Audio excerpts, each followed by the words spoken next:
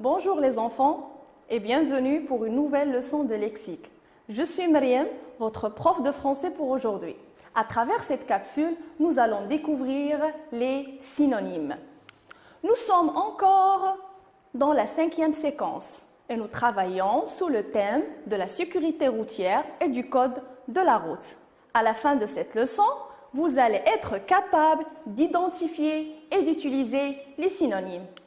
Mais avant de découvrir nos phrases de départ, je voudrais vous demander quelque chose. Dites-moi, avez-vous envie de ripailler? Oui, ripailler. Avez-vous envie de ripailler? Vous avez bien entendu. Vous n'avez pas compris? Mais plutôt c'est facile. Ah, je vais le dire autrement. Avez-vous envie de manger? Manger, oui. Ripailler veut dire manger. Pour facilement vous expliquer, j'ai fait appel à un synonyme. Manger est le synonyme de ripailler. Passons maintenant à nos phrases. Je vais lire et vous allez écouter attentivement, car à la fin de cette lecture, je vais vous poser quelques petites questions pour m'assurer que vous avez bien compris. La première phrase. La voiture roule sur la chaussée. Les automobiles roulent sur la chaussée. Le port de la ceinture de sécurité est indispensable. Le port de la ceinture de sécurité est nécessaire. Il est interdit de stationner au milieu de la chaussée. Il est défendu de stationner au milieu de la chaussée. Je vais reprendre la lecture encore une fois. Les voitures roulent sur la chaussée. Les automobiles roulent sur la chaussée. Le port de la ceinture de sécurité est indispensable.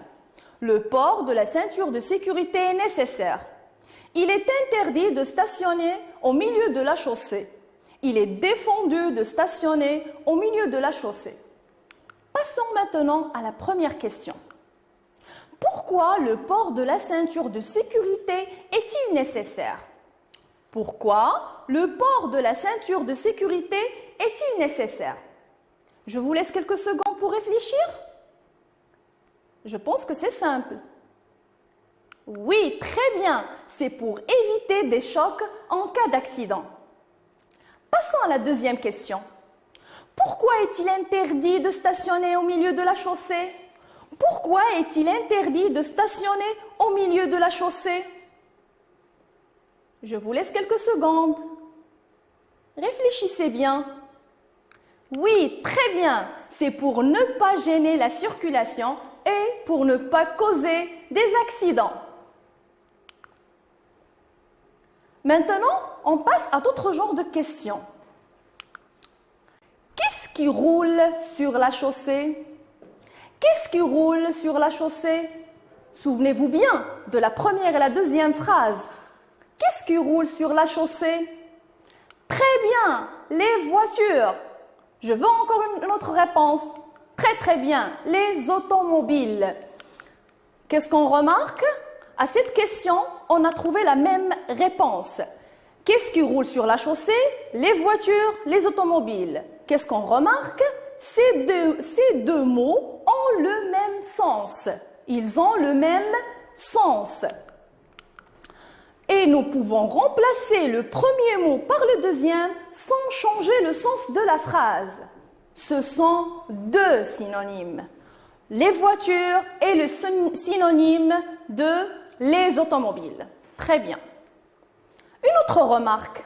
Regardez bien les voitures.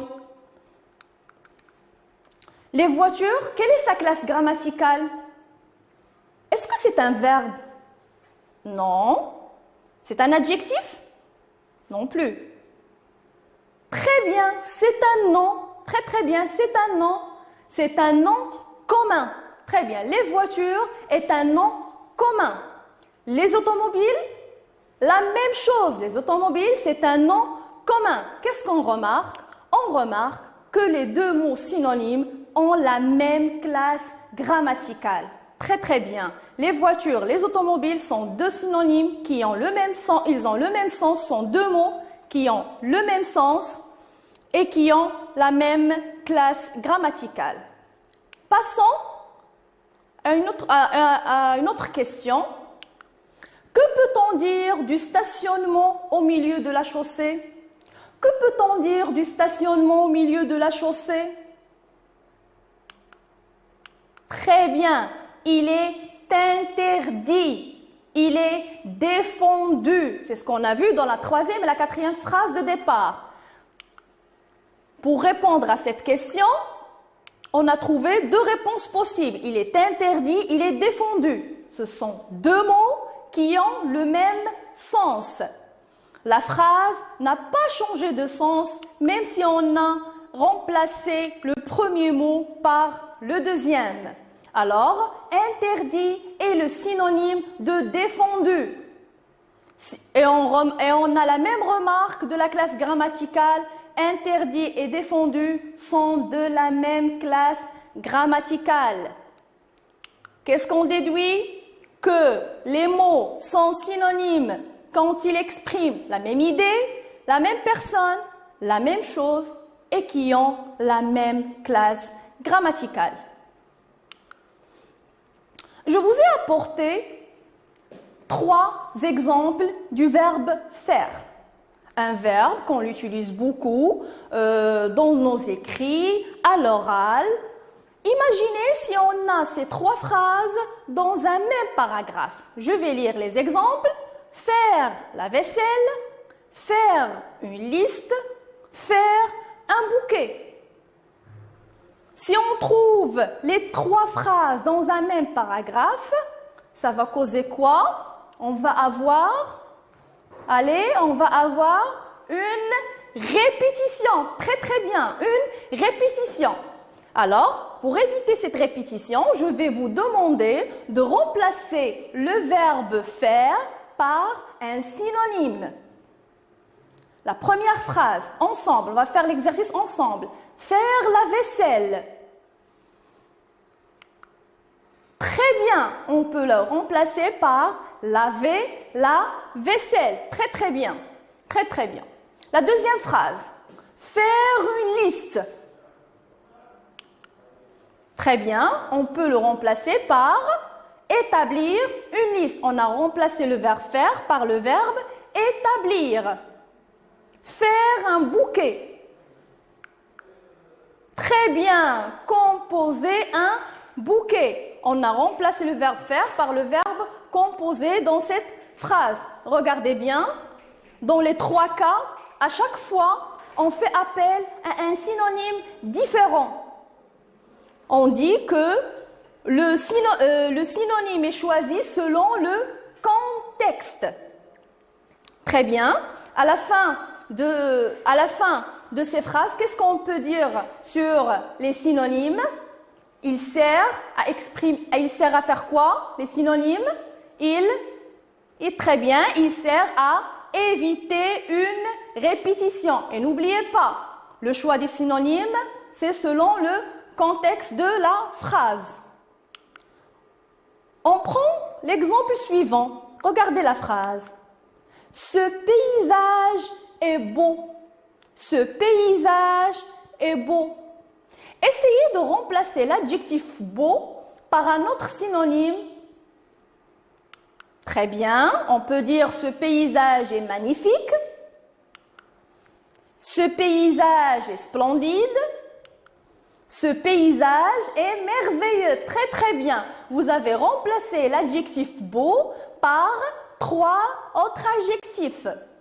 On a ici 3 mots. Ils ont la même signification, mais ils sont très bien, ils sont de plus en plus forts. C'est de plus en plus intense. Très très bien. Ça sert à exprimer quoi? Très bien, ça sert à exprimer des nuances. Les adjectifs, ou plutôt les mots qui ont la même signification, peuvent avoir des nuances différentes. On peut dire que le synonyme dans ces cas, les synonymes servent à exprimer des nuances. À retenir, qu'est-ce qu'on peut dire sur les synonymes? Ce sont des mots qui ont à peu près le même sens. Des mots sont synonymes lorsqu'ils désignent la même chose, la même personne, la même idée et qu'ils sont de la même classe grammaticale. Un mot peut avoir plusieurs synonymes. Le sens de la phrase nous permet de trouver le synonyme qui convient, selon le contexte bien sûr. Et on utilise des synonymes pour éviter la répétition ou pour exprimer des nuances. Reprenons, n'oubliez pas que les synonymes, ils ont le même sens, la même classe grammaticale, on les choisit selon le contexte et ça sert pour éviter la répétition et exprimer des nuances. Avant de vous dire au revoir, je vais vous demander de faire quelque chose à la maison. Qu'est-ce que vous allez faire? Vous allez essayer de concevoir votre propre dictionnaire de synonymes que vous allez compléter au fur et à mesure tout au long de votre apprentissage du français. Qu'est-ce qu'il me reste à vous dire maintenant? Au revoir et à la prochaine séance. Merci.